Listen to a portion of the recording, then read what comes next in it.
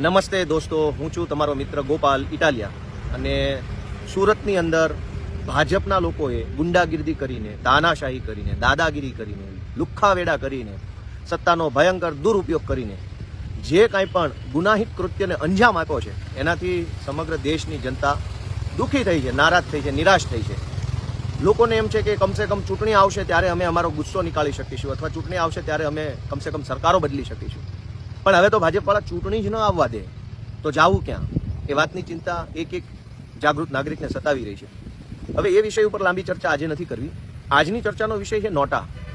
કેટલાય બધા લોકોના મનમાં એવો પ્રશ્ન છે કે આ બિનહરીફ કેવી રીતે જાહેર કરે, નોટાનું બટન તો ત્યાં હોવું જોઈએ, નોટાએ ફોર્મ પાછું નથી ખેંચ્યું, વગેરે વગેરે. મને ખૂબ બધા ફોન આવ્યા.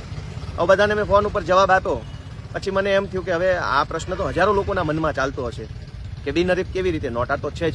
તો જરાક હું એની તમને એક મારી જે કાચી પોચી સમજણ છે, મારી જે ટૂંકી જાણકારી છે, મારું જે અજ્ઞાન છે, અજ્ઞાન એ હું તમને બતાવવા માગું છું. કેમ કે હું જ્ઞાની માણસ નથી.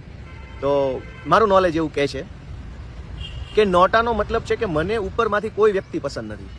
નોટાનું બટન એટલે છેલ્લે મૂકેલું હોય કે 1 થી 10 ઉમેદવાર હોય, 1 થી 20 હોય કે 1 થી 50 ઉમેદવાર હોય.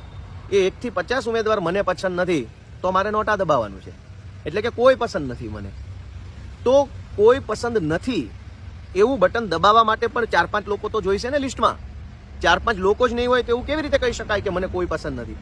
મતલબ કે આપણી સામે 2, 3, 4, 5 વિકલ્પ જ નથી. તો વગર વિકલ્પે એવું કેમ કહેવું કે મને એક પણ વિકલ્પ પસંદ નથી? એટલે મને કોઈ વિકલ્પ પસંદ નથી એવું કહેવા માટે પણ વિકલ્પ હોવા જરૂરી છે, જે સુરતના કિસ્સામાં નથી મળી રહ્યા. તો સ્વાભાવિક છે એવી દલીલ થાય કે ભાઈ ભાજપ અને નોટાની વચ્ચે ચૂંટણી થવી જોઈએ. ઘણા લોકો એવી ચર્ચા કરી, મને ફોન આવ્યા, મેસેજ કર્યો કે ભાઈ એક બટન ભાજપનું, એક બટન નોટાનું, 2 બટન ઉપર ચૂંટણી થવી જોઈએ. પણ દોસ્તો, એ ચૂંટણીનો કોઈ મતલબ નથી. કારણ કે હું સમજાવું કે ધારો કે નોટાની અને ભાજપની ચૂંટણી થાય અને ભાજપને 1 મત મળે, ખાલી 1 મત, સિંગલ 1 મત, એટલે ભાજપ જીતી જાય. શું કામ? કે નોટામાં પડેલા મત જે છે એની કોઈ વેલ્યુ નથી, કોઈ વેલ્યુ નથી.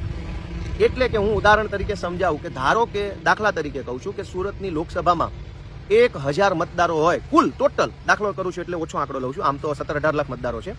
પણ ધારો કે 1000 મતદારો હોય આખી લોકસભામાં ટોટલ. એ 1000 મતદારોમાંથી 9999 મતદારો નોટાનું બટન દબાવે અને એક અંધભગત ભાજપનું બટન દબાવે તો ભાજપ વાળો જીતી જાય. અને 9999 મતવાળું નોટા છે એની કોઈ વેલ્યુ રહેતી નથી. ટૂંકમાં ઘણા લોકો એવી અફવા ફેલાવે છે કે નોટાને બહુ ઝાઝા મત મળી જાય તો ફરીથી ચૂંટણી થાય. એ વાત ખોટી છે.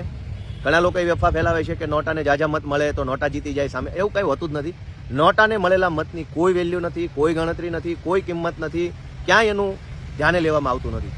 એટલે જો સુરતમાં નોટા અને ભાજપ વચ્ચે ચૂંટણી થઈ હોય તો કાયદા પ્રમાણે ધારી લો કે 18 લાખમાંથી 18,99,999 મત નોટાને મળે અને એક અંધભગત અથવા ઉમેદવારનો પોતાનો મત ઉમેદવારને મળે તો ઉમેદવાર 1 મતની જંગી બહુમતીથી જીતી જાય. આ કાયદાકીય ભાષા છે. એટલે નોટા અને ભાજપ વચ્ચે ચૂંટણી થવાનો, ચૂંટણી કરવાનો કોઈ મતલબ જ વધતો નથી. કેમ કે એનો કોઈ ફાયદો નથી. ચૂંટણી થાય ને મત નોટાને વધુ મળે તો કોઈ મતલબ વધતો નથી. તો આપણે એ સમજીએ કે મને કોઈ વિકલ્પ પસંદ નથી એમ કહેવા માટે વિકલ્પ હોવા જરૂરી છે, જે સુરતના કિસ્સામાં વિકલ્પ વધવા નથી દીધા. તો આ ભાજપે એક ષડયંત્ર કર્યું છે, ગેમ કરી છે, લોકો સાથે દગો કર્યો છે. લોકોનો ચૂંટણીમાંથી જ વિશ્વાસ ઉડી જાય, લોકો ચૂંટણી ઉપર વિશ્વાસ કરવાનું બંધ કરી દે, એટલી ક્રૂર રીતે ચૂંટણી પ્રક્રિયાની મજાક બનાવવાનું કામ ભાજપના લોકોએ કર્યું છે. એની આપણે સૌએ ધ્યાન આપવું જોઈએ. અને આ ચૂંટણીમાં તમને ભાજપ ગમતું હોય તો પણ લોકશાહી બચાવવા માટે, આ ચૂંટણીની પ્રક્રિયા બચાવવા માટે, બંધારણ બચાવવા માટે એક વખત ભાજપને હરાવવું જરૂરી છે એવી મારી વિનંતી છે. જય હિન્દ.